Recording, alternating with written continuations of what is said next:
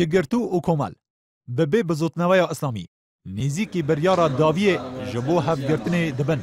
بریارا ده چند روژن پیشبری مدا سرکردایتی هر دو آلیان به جدا کم ببن و بریار لسر وی پروژه بدن که ده جوینا اکم آل لیجنه یا هفپار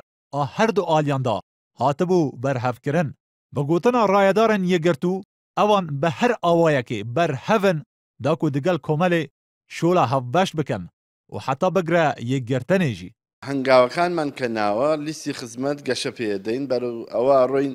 کە فراکسیۆنی هاوبەش دروستکەین بەرەو ئەوە ڕۆین سەرکردایەتێکی هاوبەش دروستکەین بۆی لە ئایندا بە یەکەوە دابەزین بەرەو ئەوە ڕۆین کە بەرەو دوای ئەوە بەرەو یەکگرتن بڕۆین ئەگەر ئەمە بەم تەدەڕجە ڕۆی ئەوە ئاساییە نەبوو خوا بکە ئامادەین هەر یەکسەر بەرەو یەکگرتن بڕۆین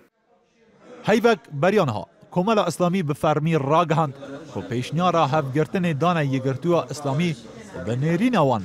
قناغا کار هفبش در باز بویا و پیوسته ببن یک لیلگور زانیارین انارتی کومل و یگرتو لسر چند خالان ناکوکن که اوننه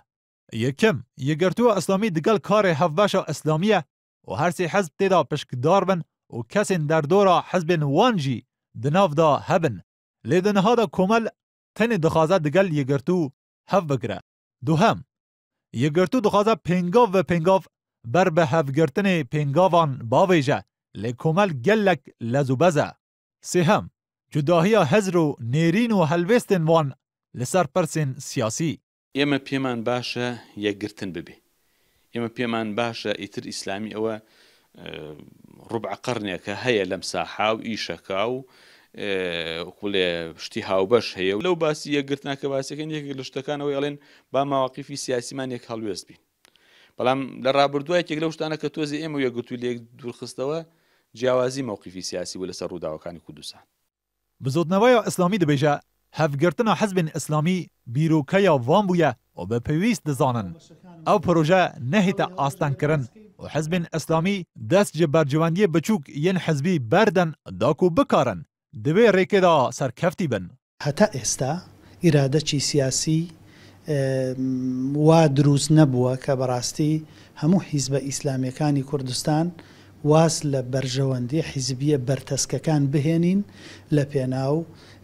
لە پێناو بەرهەمهێنانی پرۆژەیەکی ئیسلامی سیاسی هاوبەشی گەورە